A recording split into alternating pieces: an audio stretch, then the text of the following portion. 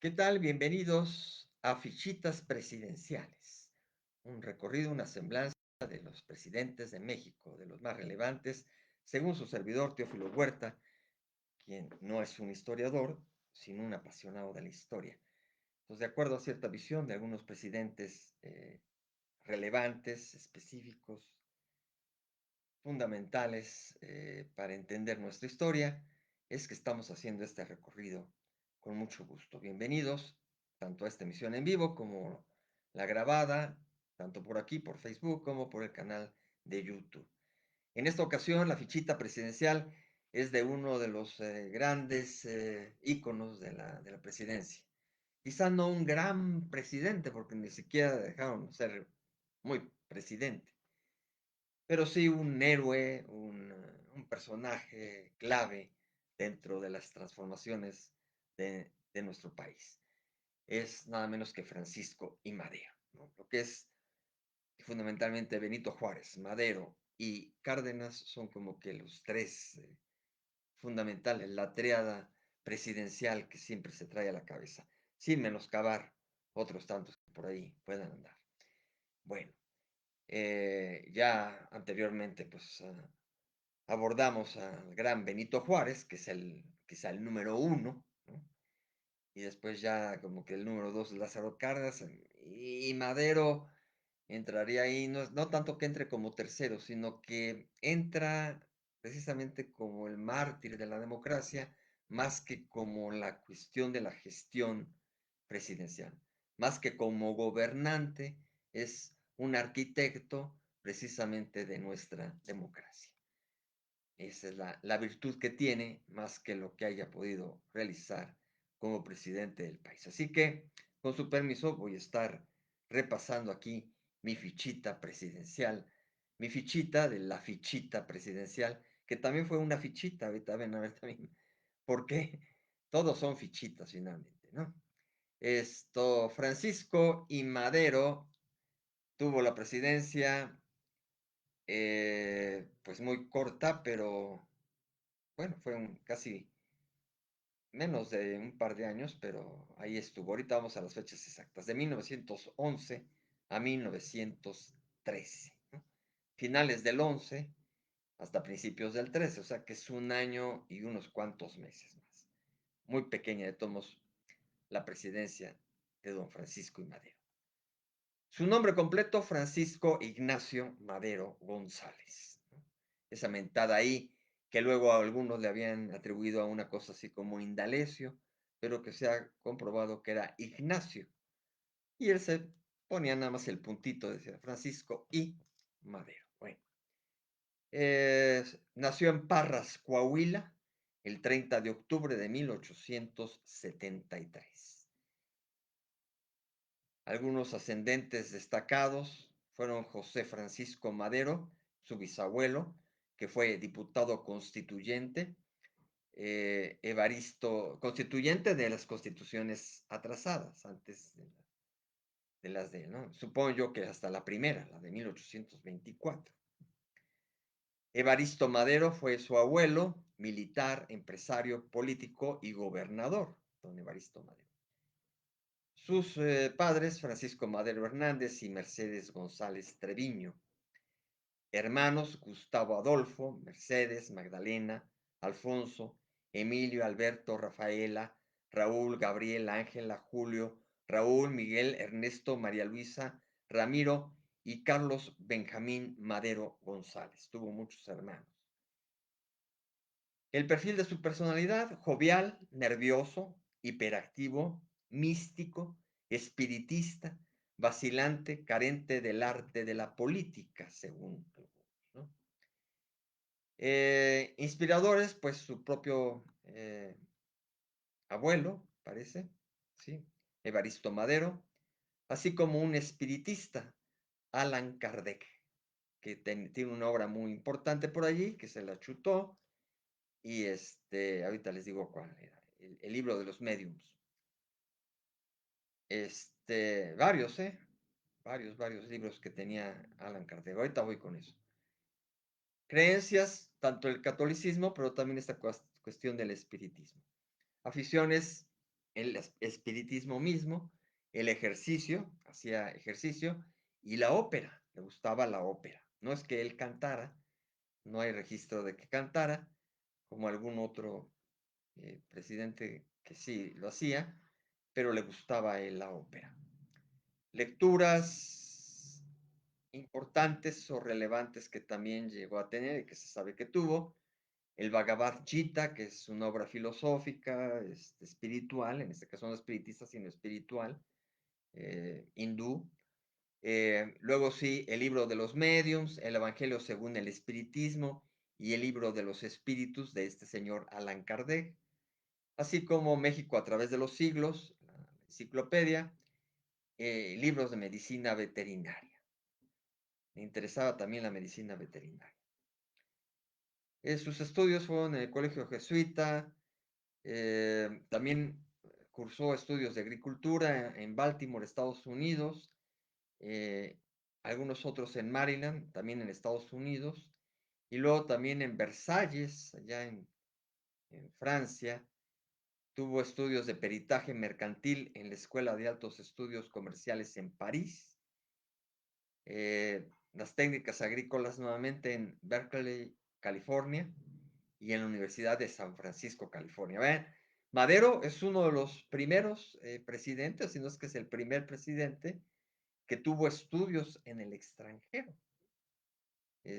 Los anteriores, todos sus estudios fueron aquí, algunos ni estudios tuvieron, o apenas los básicos, y en este caso, pues después que te llegó esta cuestión del neoliberalismo y que los de Harvard y todo eso, pues Madero era bastante educado, lo habían mandado, tenía, pues, era hijo de hacendado, él mismo fue hacendado en un momento dado, tenía sus grandes recursos, y por eso es loable que se haya interesado por la democracia y la justicia social de México y se haya metido a este relajo, ¿no? Para algunos quizá fue muy loco ese salto que dio, pero pues le interesó a la política, le interesó meterse en esta situación.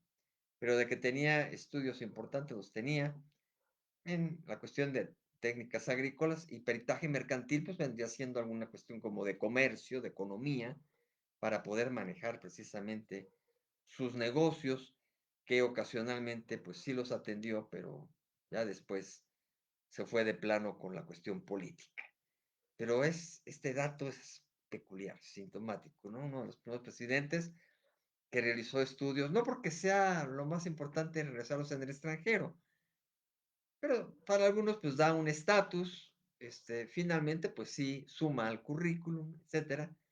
Y pues en ese momento pues acá nuestra Universidad Nacional pues era ya renombrada, era importante, no tuvo estudios aquí en la Universidad Nacional y él optó, sus papás seguramente lo alentaron a que estudiara en Francia y en Estados Unidos.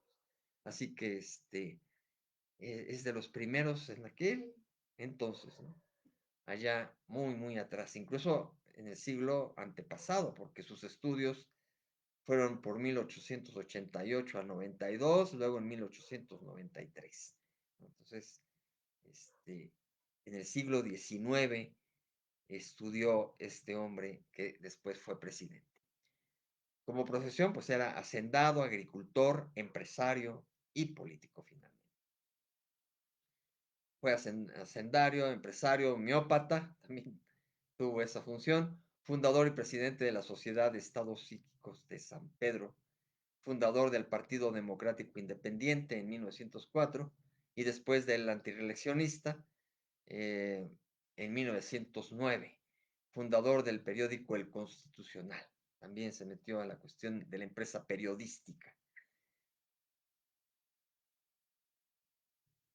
Bien, entonces, bueno, pues tomó la decisión de plantear de que había mucha injusticia en el país, escribió obras importantes, escribió cartas a Porfirio Díaz, tuvo una entrevista con él, le fue muy franco y le dijo que le parecía que ya se había eternizado en el poder, que era prácticamente un dictador.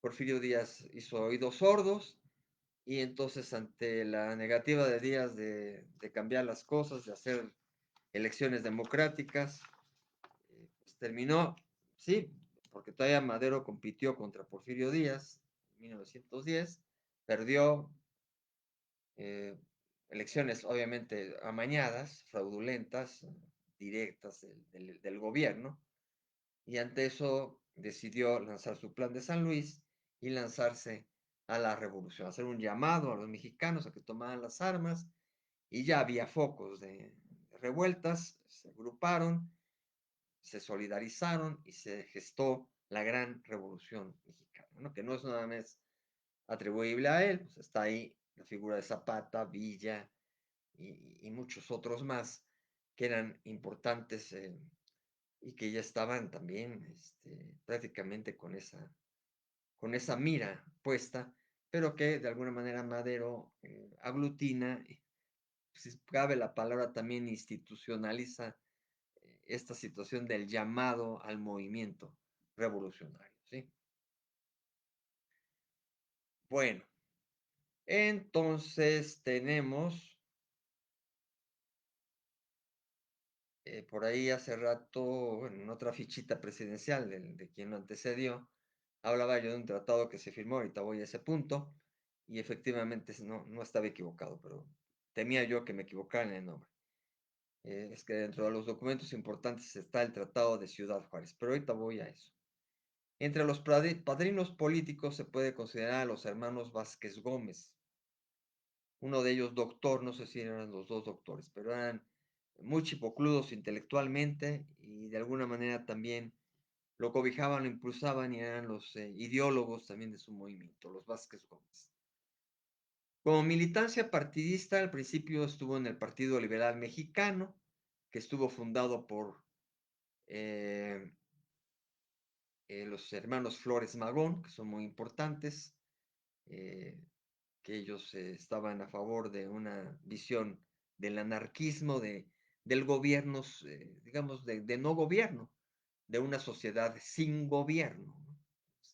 No el anarquismo que se piensa de que las revueltas de los desmanes, etcétera, que es mal aplicado ahí la concepción de anarquistas, ¿no? El anarquismo fundamental como movimiento social tiene su inspiración ideológica bastante cimentada y competía de alguna manera con una visión del socialismo, del comunismo en aquellos tiempos, pero el anarquismo, más que ir por la cuestión del gobierno de los obreros o de los campesinos, era simplemente ir por algo sin gobierno, de que los ciudadanos se organizaran y fueran tan civilizados que no necesitaran una estructura gubernamental, ¿no? Lo cual, pues yo creo que además en nuestros tiempos, en pleno siglo XXI, después de todo este desgaste de los partidos, del cansancio de los partidos, de la repetición de los partidos, no solamente en México, en todo el mundo. Veamos el caso de Estados Unidos, ¿no? Candidatos que, que no garantizan una representación auténtica de las masas, etcétera. Pues se necesitan inventar nuevas cosas, nuevas estructuras más allá de la cuestión partidista. Por eso ganan terreno los independientes o los movimientos que ya no se llaman tan partidos. En fin, hay otras vías y quizá renovando la idea del anarquismo, aunque parezca muy utópica, pues sería un ideal de la humanidad en un momento dado, ¿no? Llegar a que no tengamos a alguien sobre nosotros, ¿no? Como gobierno. Él dice, bueno, ¿cómo se administra? ¿Cómo se supone que por estructuras más pequeñas, en un momento dado también los sistemas parlamentarios son un ejemplo, eh, pero por allí va la cosa, ¿no? Que en un momento dado el anarquismo no es una locura o una utopía, ¿no? Y se puede volver a retomar, ¿no? Con algún nuevo filósofo que haga un anarquismo nuevo, total, que pues aquellos hombres, aquel Ricardo y se me va el otro nombre de los hermanos Flores Magón, pues eran unos cuates bastante visionarios y bastante también lúcidos y convencidos de lo que pasaba en el país y de la dictadura de Díaz y toda esta cuestión. Entonces, En ese Partido Liberal Mexicano estuvo Madero, nada más que luego ya se hizo a un lado. Él incluso sufragó, como era rico, Madero, él llegó a apoyar el movimiento de los Flores Magón, pero después se deslindó de las ideas de los Flores Magón. Y fundó el propio Partido Nacional Antirreeleccionista, que más que eso se llamaba como Círculo Antirreeleccionista, ¿no? Después se fundó otro nuevo partido, eso hay que revisar, algo que Vito Alessio Robles impulsó como nuevo Partido Nacional Antirreeleccionista, aunque de alguna manera pues era una herencia de este mismo, ¿no? Bueno, eh, con ese precisamente compite contra Porfirio Díaz. Curiosamente, en la siguiente elección, en la que sí gana y sí se convierte en presidente, ya no fue por el antirreeleccionista. Divisiones, situaciones allí desde esos tiempos políticos en que primero sí, luego no, ¿no? Los partidarios. Y entonces ahí el que lo tuvo que crear otro partido, ser arropado por otro partido, que fue el Partido Constitucional Progresista. Había tenido pues una candidatura presidencial fallida, Madero, en 1910, pero compite contra Madero, contra Porfirio Díaz, y lo barre aparentemente Díaz, ¿no? Madero ya traía pues mucho apoyo, ya era conocido y termina perdiendo, pero por porcentaje elevadísimo, por votos increíbles de parte de Porfirio Díaz, quien se, quien se vuelve a reelegir, ¿no? Habiendo él ya habiendo dicho a la prensa que iba a dejar en manos del pueblo las decisiones, que ella se iba a hacer a un lado, etcétera, etcétera. Entonces parecía ser que no se reelegía, pero se reeligió el señor. Bueno, entonces se reelige, viene toda la revuelta, este, con Madero, y sucede la cuestión de que se derroca, pues se le convence a Porfirio Díaz, ya no le queda otra salida más que firmar su renuncia, y por el tratado, los tratados de Ciudad Juárez, que son unos documentos que negocian los equipos pues, de Díaz y de Madero, y entonces ahí se asienta que Francisco León de la Barra va a tomar el cargo de presidente transitoriamente mientras se llama a elecciones y vuelve a competir Madero.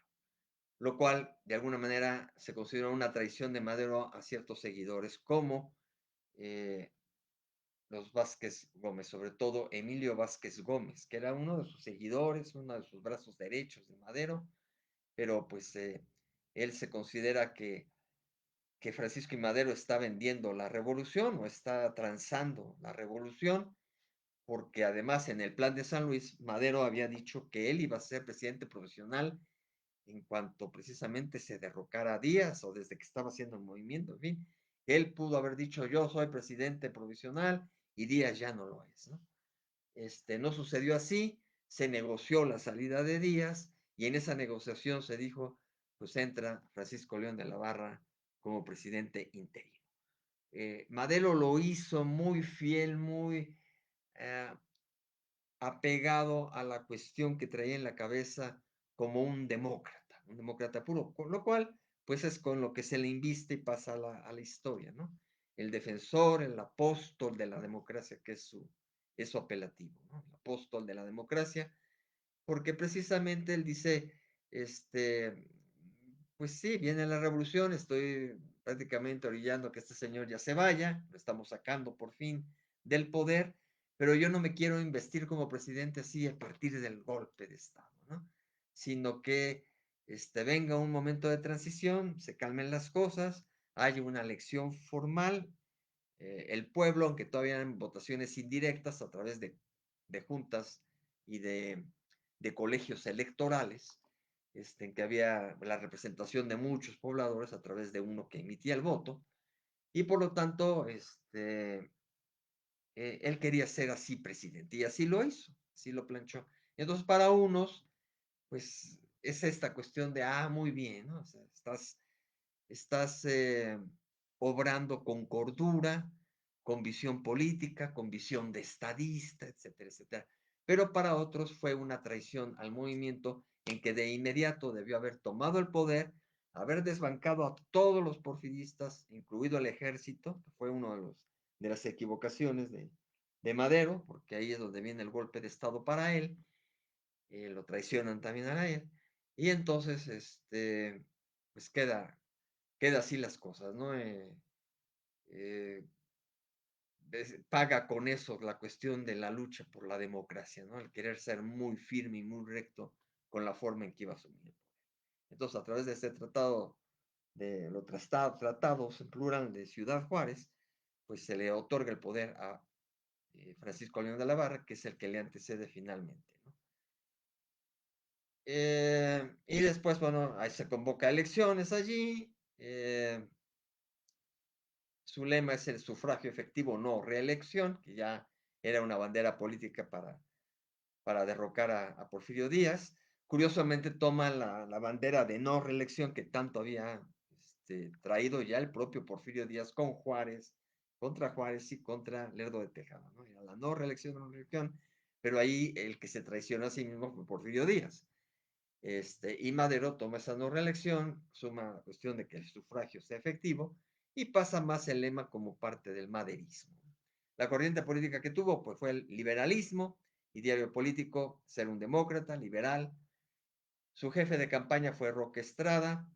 Los comicios se celebraban en dos fases, el 1 y 15 de octubre de 1911, y compitió contra su correligionario que lo abandonó porque se consideró traicionado por el movimiento, que fue el doctor Emilio Vázquez Gómez, por el Partido Liberal Puro, que obtuvo 16 votos y apenas un 0.08%. Francisco León de la Barra, que apareció en la boleta, aunque él se negaba y él dijo que él no iba a ser candidato a la presidencia, pero sus correligionarios, sus seguidores, su equipo alrededor, ahí lo apuntó, ¿no? Por el Partido Liberal Radical, obtuvo 87 votos y el 0.4%, muy poquito. Y pues Francisco I. Madero arrasó, estuvo amparado por el Partido Constitucional Progresista en esta ocasión, también por el Partido Católico Nacional. No ha vuelto a haber un partido que se empare así, aunque el PAN de alguna manera abriga la visión de la religión, del catolicismo, en cierto sentido, ¿no? Pero bueno, acá era auténticamente y literalmente el Partido Católico Nacional y el Partido Popular Evolucionista, tres partidos apoyándolo. El principal era el Constitucional Progresista, obtuvo 19.997 votos de estos indirectos y por lo tanto el 99.26%, una razón Francisco y Madero. Pero Emilio Vázquez Gómez dijo que hubo fraude. Esto a veces no se retoma mucho y es muy importante. Francisco y Madero, las elecciones parecen ser las primeras democráticas en el país después de que todas estaban armadas por los que se ponían en la boleta en el siglo XIX, en el comienzos del XX, Porfirio Díaz, amañadas todas las elecciones, ya, ya estaba todo planchado. Las primeras democráticas, porque es un revolucionario que por fin aparece en la boleta, pues no, pasan así, se consideran que unas elecciones limpias y democráticas, pues por quien las trataba de sustentar, pero hubo alguien que le brincó, que fue uno de los candidatos. Emilio Vázquez Gómez sacó también un plan ahí firmado por él, desconociendo al propio Madero, diciendo que había habido fraude electoral, que había sido muy tramposa la elección, y por lo tanto, eh, él no la firmaba ese plan, pero se sumó finalmente y aceptaba en un momento dado, dijo, acepto lo que los correligionarios míos, los Emilio Vázquez Gómez, del Partido Liberal Puro, andan diciendo por allí, de que pueda yo ser el presidente interino y después se llame a unas nuevas elecciones y bla, bla, bla, bla, ¿no? El mismo caso que Madero, o sea, yo soy el presidente interino, sustituto, porque desconocemos a Madero.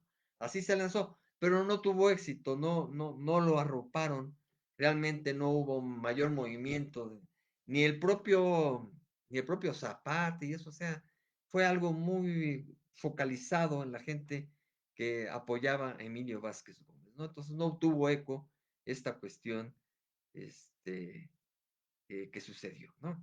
Esto fue a través de un plan de San Luis. El plan de San Luis lo había lanzado Madero, pero a través de todo lo que ahí se planteaba, los ideales del plan de San Luis, entonces bajo la misma bandera, nada más que reformado, en Tacubaya, entonces se le conoce o como reforma al plan de San Luis en Tacubaya, o se le reconoce también como un plan de Tacubaya, pero de Tacubaya 2, porque ya había habido también por la historia un plan de Tacubaya 1, ¿no? Entonces es un poquito confuso, pero en fin, hubo un nuevo plan o reforma al plan de San Luis en Tacubaya, que es el que abanderó la gente este, cercana a Emilio Vázquez Gómez y lo proclamaba presidente. Lo proclamaba de hecho presidente. O sea, desconozco a Madero y yo soy presidente, pero no pegó, no se dio. Pero esto lo subrayo para señalar esas elecciones que a veces nada más así en la síntesis histórica pasan como las primeras democráticas y limpias y fastuosas de nuestra historia mexicana, ¿no? Y pues Emilio Vázquez Gómez y su grupo dijeron no. Entonces, si por ahí hay una manchita, pues no se le puede atribuir que hayan sido así las más importantes, ¿no? Híjole, no sé, después de esas cuáles pudieran haberse considerado como rotundas en un momento dado. Las de Obregón también fueron impugnadas en su momento, ciertos grupos, pero bueno, podían considerarse las primeras de Obregón, como más planchaditas. Y luego nos tenemos que venir hasta el tiempo del 2000, cuando gana Vicente Fox. Y después, quizá bueno que no hubo gran problema anteriormente pues, con el propio Cedillo. Fueron limpias, que no hubo problema, pues, después de un conflicto ahí de los zapatistas, de los neozapatistas y del asesinato de Colosio, etcétera, pues de Cedillo pasan como bastante limpios, pero como democráticas y nuevas y todo, pues hasta las de 2000 con Fox. Y luego de allí hasta las recientes, bueno, ya no son las recientes, sino las anteriores, las de 2018, las de Andrés Manuel López Obrador. Bueno, la cuestión está que las de Maduro no fueron tanto como se nos quiere decir en un momento dado, porque fueron muy impugnadas por este señor y sus seguidores. Bien, bueno, gana, asume el poder, la presidencia la tiene desde el 6 de noviembre de 1911 hasta el 19 de febrero de 1913. Entonces es prácticamente, eh, es casi inmediato que la elección fue en octubre y al mes ya asumí el poder y de noviembre a noviembre, luego diciembre, enero y febrero, es un año, 3 meses solamente lo que puede estar de presidente Madero. Se supone que ya en ese tiempo o era cuatrienio o ya estaba también planchado lo del sexenio, en fin. La cuestión está que de menos debió haber durado hasta el 12, 13, 14, de menos hasta 1915, 15 o hasta el 17, pero en principio de menos a 15, porque en el anterior, cuando, cuando fue la de Porfirio Díaz, del 4 al 10 ya era sexenio, ¿no? Entonces, de acuerdo a que en la órbita ya había sido un sexenio, pues la siguiente también tendría que haber sido sexenio, pues quizás hasta 17. Bueno, eso hay que revisar un poco para cuándo estaba planteado que fuera la, la presidencia, si hasta 15 o hasta 17.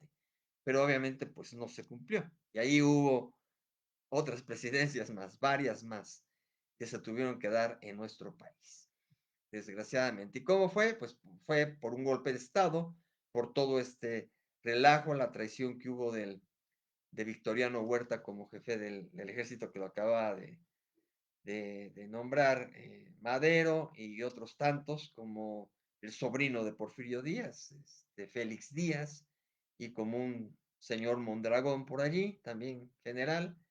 Entonces, todos ellos, más Bernardo Reyes, que también andaba por allí, aunque Bernardo de Reyes lo habían sacado de prisión, estaba en prisión, que había formado parte del gabinete de Porfirio Díaz, que era uno de los ilustres científicos y posible sucesor de Díaz, que no lo dejó Díaz a la mera hora, pero pues ese general era tosudo, era nacionalista también, entendiendo lo que en aquel tiempo era abrigar ideas nacionalistas, pero este, pues partidario precisamente de cierta visión solamente clasista de grupos y olvidar a las masas, ¿no? A los indígenas, a los campesinos, a los obreros, en fin, toda esta cuestión. Entonces había caído en prisión con la revolución, lo sacan, se apersona hasta el Palacio Nacional con su caballo, con sus armas, empieza a irlo ya, ahí lo abaten, ahí muere Bernardo Reyes, padre del gran intelectual Alfonso Reyes, y después de eso se reactivan las cosas, Victoriano Huerta, Félix Díaz y Mondragón dan el golpe de Estado, toda la lucha que hay desde la ciudadela en que están ahí este, pues amurallados, defendiéndose de cualquier cuestión, pero desde ahí lanzan su ofensiva hasta que pues apresionan a Madero y a su vicepresidente, a Pino Suárez, José María Pino Suárez, y los llevan a ambos, primero, digamos, ahí ya con prisión, pero en Palacio Nacional, los mantienen ahí un tiempo, ahí le redactan, le hacen firmar la renuncia a Madero, muy diferente de la de Díaz, que es por todo un movimiento social y por toda una negociación finalmente, pues Porfirio Díaz dice, ya no estoy acorralado, ya no veo para dónde, como que el pueblo ya no me quiere, pues sí, ok, firmo, ¿no? Y en libertad, y lo sacaron y se fue a París. En cambio, con Madero había aparentemente, aunque de todos modos con coacción, le sacan la firma, ¿no? De que tú ya no eres presidente, no te queremos, tienes que firmar, si no, pues las amenazas, ¿no? Tu vida corre peligro, la de tu esposa, no tuvo hijos, pero en un momento dado lo de su esposa, y le hacen firmar la renuncia tanto a él como a Pino Suárez. Y entonces ahí había el ofrecimiento de que prácticamente le iban a dar salida a Cuba. Su esposa, él y correligionarios de Madero iban a partir a Cuba exiliados, ¿no? Pero les acataonió Victoriano Huerta pensando que a lo mejor se rehacía y la revolución no iba a terminar, ¿no? Entonces, pues mandó, se entiende, se sospecha, se tiene, se tiene concebido así históricamente, que planeó que después de esa firma y de sacarlos del Palacio Nacional rumbo a la prisión de Lecumberri, este, donde está ahora el Archivo General de la Nación, allá en el Oriente, pero que mucho tiempo fue prisión hasta los 70, cosas así. Eh, en esa prisión de Lecumberri iban a estar, iban a permanecer un tiempo hasta que les dieran la salida a lo mejor a Cuba. Y cuando van llegando, pues dice que la versión oficial es que hay gente que lo quiere liberar y entonces se empiezan a defender allí otros y como que hay un asalto en ese momento y dicen por un asalto, asalto de gente de Madero que lo quiere liberar y los que tratan de defender, en la refriega murieron, ¿no? Los dos, presidente y vicepresidente. Desgracia, ¿no? Pero pues está totalmente concebido que fue un artero asesino. Entonces, a Madero le sacan malamente la renuncia y lo asesinan. No es un presidente asesinado en funciones formalmente, porque ya había firmado la renuncia, pero en qué condiciones firmó. Así que es un cuasi presidente asesinado, aunque realmente este, el único que se tiene noticias en funciones que haya sucedido, pues fue el caso de Venustiano Carranza, que todavía no lo veo, no vemos todavía la fichita presidencial.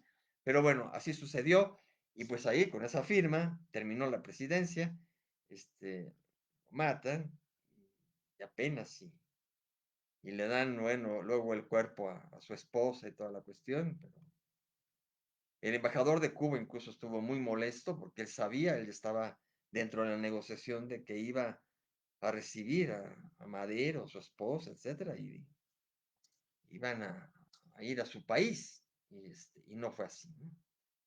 Y dentro de todo esto, pues no solamente estuvo involucrado en una cuestión de Cuba para a favor de Madero de sacarlo del país, sino el que estuvo involucrado en el golpe de Estado fue el embajador de Estados Unidos. El embajador de Estados Unidos estuvo ahí detrás y precisamente en ese mentado pacto de la ciudadela o pacto de la embajada, así también conocido, eh, se comprometían que lo firmaban tanto Mondragón, Félix Díaz y Porfirio Díaz, y no Porfirio Díaz, y Félix Díaz y Victoriano Huerta.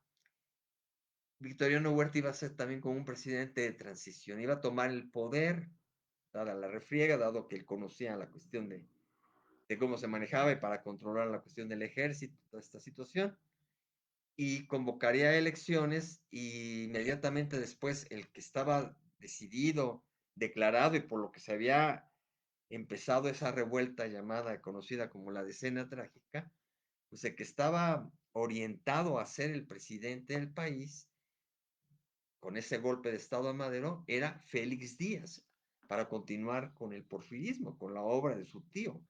Era Félix Díaz y él se la creía, pero ahí luego lo traiciona Victoriano Huerta, mandándola, dándole comisiones, lo manda al extranjero y ya cuando llega para las elecciones ni figura él en la cuestión de las elecciones muy turbias que se dan y se apodera del poder Victoriano Huerta. Bueno, pero ya salté al otro. Entonces, bueno, sucedió que así terminó esta cuestión de la presidencia de don Francisco I. Madero, que había entrado en una edad joven, había llegado a los 37 años al poder, lo deja en los 39, su apelativo era el apóstol de la democracia, seguramente por ahí tenía algún mote, yo esto no lo he rescatado, ahorita veo, ahorita reviso. Eh, la residencia oficial que tuvo en ese tiempo ya se había cambiado ahí la cuestión y era el castillo de Chapultepec, aunque para los asuntos administrativos, toda esta cuestión, pues él trabajaba en Palacio Nacional, pero sí, su residencia oficial estaba en el castillo de Chapultepec, ella también atendía algunos otros asuntos y de allá precisamente se trasladaba luego al Palacio Nacional. Sus operadores políticos eran Abraham González, Juan Sánchez Ascona, Gustavo Madero y Serapio Rendón. Todos estos nos suenan a calles, a colonias, a alcaldías. Este, Abraham González es una calle muy céntrica ahí cerca de la Secretaría de Gobernación, Serapio Rendón en la colonia San Rafael, Juan Sánchez Ascona por ahí anda también en una calle, y Gustavo Madero pues es la ahora alcaldía de la Ciudad de México, ¿no? Que además, bueno, era su hermano, al cual también asesinan ahí en la Decena Trágica, vilmente. ¿Qué cosas sucedían en el país en ese entonces? Aparte de esta cuestión de la propia, alrededor de Madero, pues había sido el exilio de Díaz, la Decena Trágica, pues es la que él vive, su propia prisión, etcétera. En el mundo, las guerras balcánicas, esas guerras balcánicas que se volvieron a suscitar por ahí de los finales de los 80s, principios de los 90s, allá en la ex Yugoslavia, pues había habido unas fuertes guerras balcánicas también en 1912 y 1913, antecedente pues, de la Primera Guerra Mundial. También el accidente del Titanic ocurrió en 1912, vean.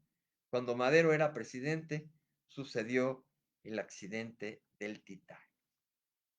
Algunos logros, o varios logros que tuvo Madero, pues lo primero, el impulso a la democracia, la legalización de la libertad sindical y de huelga, ¿no? Muy contrario a todo lo de Díaz, que había tenido esas huelgas espantosas de Río Blanco y Cananea, la represión pues espantosa, no las huelgas, la represión. Entonces, Madero da una gran libertad sindical y de huelga, se crea el Departamento del Trabajo, antecedente de la Secretaría, o prácticamente la Secretaría del Trabajo, lo que pasa en ese tiempo se llamaban departamentos también, secretarias.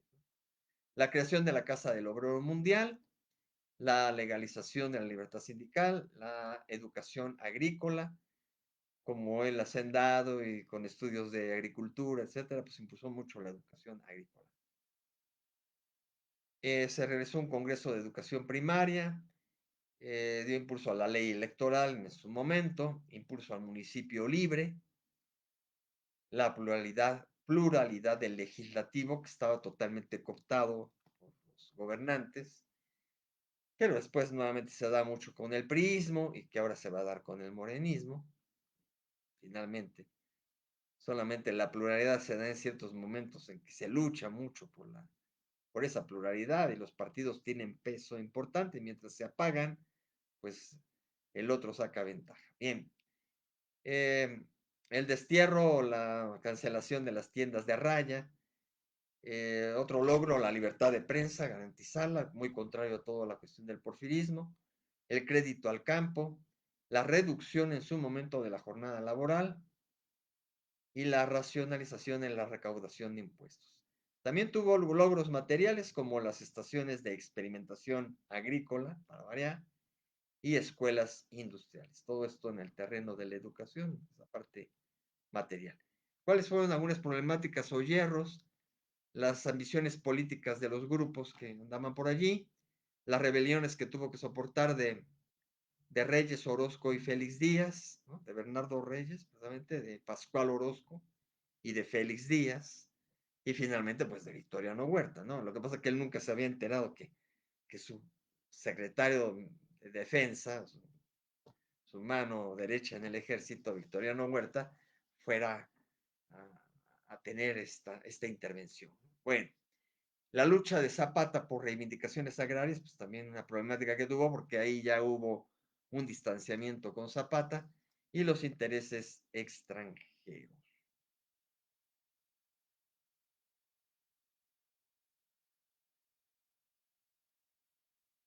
La población en ese momento seguía siendo de 15 millones.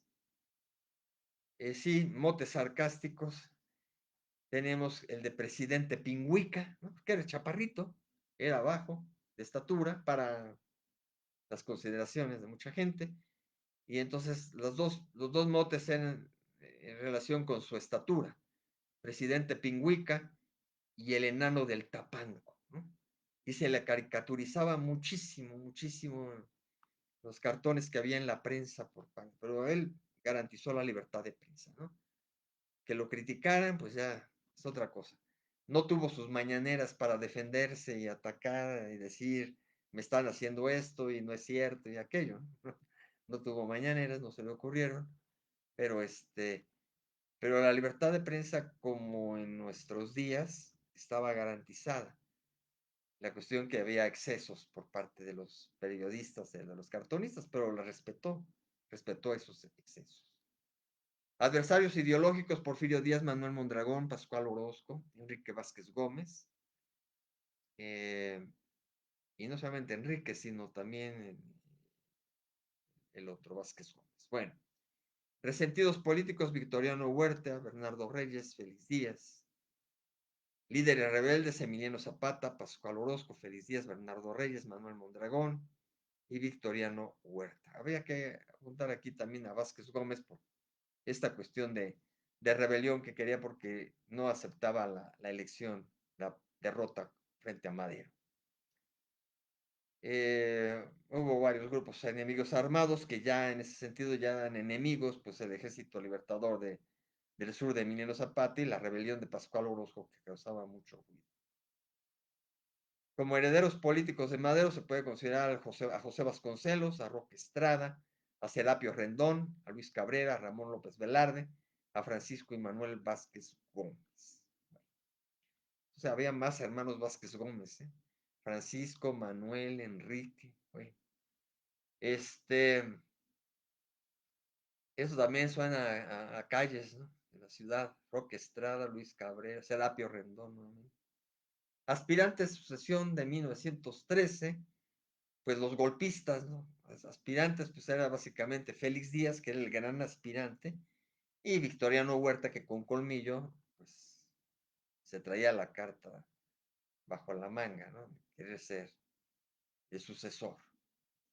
pero curiosamente no fue su sucesor inmediato, sino que fue aquel histórico de 45 minutos en la presidencia, Pedro Lascurain Paredes, que fue el presidente sustituto al asumir allí esa posibilidad. ¿Qué imputaciones o juicios se le achacan a Madero? Pues fue encarcelado por el golpista Victoriano Huerta en Palacio Nacional, porque según eso, pues era alguien que estaba con un gobierno negativo, malo, mal llevado, que efectivamente no tenía todas las riendas, era titubeante su gobierno, no despegaba, este, y entonces ante esa debilidad gubernamental de Madero, la fortaleza de demócrata, pero la debilidad gubernamental. Y ante esa debilidad, pues es un juicio de que pues, es muy débil el gobierno y por eso se encarcela, ¿no? A Madero, porque no debe de ser más el presidente del país. Dentro de la mentalidad del mentado Victoriano Huerta, estaba liberando a México, ¿no? Esas son las mentalidades de los derechistas, que lo hemos visto en muchos actuales comentaristas, este, muy claramente, por ejemplo, Beatriz Pajés, eh, este señor Alarraqui, Carlos Alarraqui, todas esas mentalidades que de repente odian, con odio jarocho, y en ese sentido piensan que el deshacerse de alguien o el quitar a alguien, democrática o no democráticamente, quitar a alguien es liberar al país, liberar a la nación, ¿no? Entonces, dentro de esa visión, poniéndose en los zapatos de Victoriano Huerta, que lleva mi apellido, o yo llevo el apellido que él tenía, pero no soy pariente, este, poniéndose en esos zapatos, en esa mentalidad, en esa cabeza, él estaba liberando al país y así lo dejó en algunos escritos. Eh, Precisamente otro de los señalamientos que decía ahorita es la fragilidad del gobierno de Madero al haber abandonado el apoyo a la lucha campesina y popular de Zapata y Villa, y también al mantener al ejército, y no solamente al ejército, sino a otros miembros del gabinete de Díaz, ¿no? A otros personajes alrededor de él, ¿no? Fieles a Porfirio Díaz. Fue autor de la obra de la sucesión presidencial en 1910, con la cual ya hacía un llamado a Porfirio Díaz, pero que no quiso hacer caso a Porfirio Díaz. Tuvo sus propiedades, como ricachón que era, Madero, la hacienda del Rosario en Coahuila, la hacienda de San Pedro de las Colonias también. Tuvo solamente una esposa, Sara Pérez Romero, no tuvieron hijos, y entonces la descendencia se da a partir de sobrinos, muchos sobrinos nietos, uno de ellos muy conocido, Gustavo Madero, eh, uno de ellos también, Pablo Emilio Madero. Pablo Emilio Madero Belden fue candidato presidencial en 1982, pudo haberlo sido antes por el PAN, pero no lo fue sino hasta 1982, y creo que no exactamente ya por el PAN, sino a la mejor fue por el partido. Y luego por ahí anda actualmente como senador, anda brincando de un lado a otro, Gustavo Madero Muñoz, que vendría siendo un sobrino nieto. Y curiosamente, un empresario que es Alfonso Romo, es también un sobrino bisnieto. Sobrino bisnieto. Alfonso Romo, que es un empresario que estuvo en la primera parte del gobierno de López Obrador, allí como enlace con los empresarios. Y un caso curioso, que también como sobrina tataranieta, ¿no? Pero todos sobrinos, porque pues, no tuvo descendencia el directo. Todo fue a través de los hermanos, de tantos hermanos que tenía. Una sobrina tataranieta resulta ser Mariana Rodríguez, la primera dama de Nuevo León, porque es la esposa de Samuel García, el gobernador de Nuevo León, y la que fue candidata a Monterrey, a la ciudad de Monterrey, y perdió. Es una parienta lejana de Francisco y Madero. Ella y este empresario Alfonso Romo son parientes lejanos, además de estos políticos, Pablo Emilio Madero, que ya falleció, que estuvo de candidato por allí, y Gustavo Madero, que anda todavía en la política, panista. Bien, esos son parientes de Madero. No tienen por qué ser identificados totalmente con toda la ideología de Madero, aunque a veces se piensa en ese halo, ¿no? Ya, no, cada quien ya su mentalidad. Bueno, el desenlace de su vida fue asesinado por Francisco Cárdenas bajo las órdenes de Aureliano Blanquet y obviamente más arriba de Victoriano Huerta, al exterior de la penitenciaría de Lecumberri en la Ciudad de México a la edad de 39 años. Todo esto sucedió pues en la Ciudad de México el 22 de febrero de 1913. Sus restos descansaban primero en el Panteón Francés de la Piedad, la Ciudad de México, que son los que están en Viaducto y Cuauhtémoc, ¿sí? No en San Joaquín, que hay otro panteón francés allí, sino en la Panteón Francés de la Piedad, por el viaducto, en ocasiones se dice viaducto de la Piedad y luego viaducto Miguel Alemán, pero es lo mismo. Y después se trasladaron en 1960 al monumento a la Revolución donde descansan actualmente. Ahí está Madero, junto a Carranza, Lázaro Cárdenas. Bueno, fuentes que consulté, biografía del poder de Enrique Krause, biografías para niños del Instituto Nacional de Estudios Históricos de la Revolución Mexicana, el Diccionario de Gobernantes de México de Juana Vázquez Gómez, biografía y geografía de México, Diccionario Porrúa de Editorial Porrúa, Milenios de México de Humberto Musaquio, Historia Universal de Salvat Mexicana Ediciones, así como algunas páginas de internet, obviamente por ahí la biografía en Wikipedia, pero otros tantos como la biografía de Francisco y Madero de Fernández Tomás y Tamaro, Elena Fernández Tomás y Tamaro, un artículo de Víctor Moreno, María Ramírez y Cristian de la Oliva, y algunas otras cosas más, el propio plan de Tacubaya que reforma el plan de San Luis, consulté, y vamos pues con la valoración de la presidencia de don Francisco y Madero.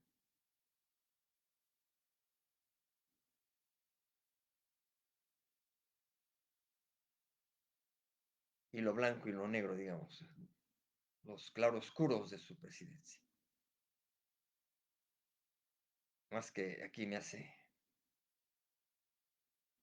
travesuras el archivo, disculpe. Primero no subía y ahora ya subió demasiado. Y no puedo detenerlo. Y todo lo que sube baja, pero pues ahora vamos a bajar. ¿Verdad? Espero que no me pase otra vez de bajar.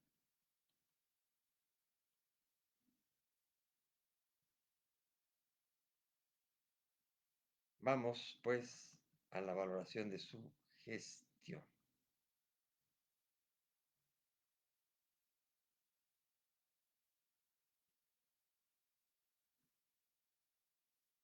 Espero que no se pase. Ya le apreté otra vez.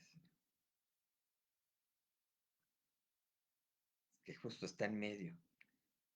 Tras el movimiento revolucionario que encabezó Madero, enarboló sostenida y decididamente la bandera de la democracia y apegada a ella buscó gobernar. Su exceso de confianza limitó su visión y careció de habilidad política para lidiar con los conflictos internos que lo absorbieron. Lo positivo, la reconducción de una política basada en la democracia y la justicia social. Lo negativo, la debilidad para emprender cambios radicales y desprenderse de grupos del viejo régimen. Esta es, pues, la fichita presidencial de don Francisco y Madero. Agradezco la compañía de mi cuñado Raúl Figueroa, que pues, ahora dentro de esta serie de fichitas presidenciales, es la primera vez que te veo, cuñado, vas a tenerte que chutar todas las anteriores porque empecé con Guadalupe Victoria, Santana, Benito Juárez, en fin, llevamos ya una decena o docena de fichitas presidenciales, creo, bastante interesantes. Unas largotas, casi de 1 hora, otras regulares de media hora y otras pequeñas de 15 minutos. Esta es casi de 1 hora, son de las más amplias. Agradezco, bueno, tanto a, a Raúl Figueroa como a Lorenzo Roberto Martínez Palma, todos los que me acompañan en esta Facebook Live, y agradeceré también a todos los que después me vean en la versión grabada y también dejen allí los comentarios. Eh, Recuerden que además, bueno, luego me sigo. En esta ocasión no me gusta hacerlo particular el día porque debe de quedar grabado esto y no decir exactamente que estamos en un día, pero estoy realizando las 3 fichitas presidenciales, nada más que corto para que vayan unitarias. Así que me queda una, si me gustan acompañar los que hayan estado en esta. La siguiente va a ser muy corta, como la que antecedió hace rato. Entonces, los invito a la siguiente. Nada más un par de minutos en lo que pongo los títulos y estaré nuevamente por aquí. Y si no, pues cuando me pesque nuevamente y en lo sucesivo, porque así estamos de aquí a octubre que estaremos con estas fichitas presidenciales. Muchísimas gracias por su atención y nos vemos en la próxima.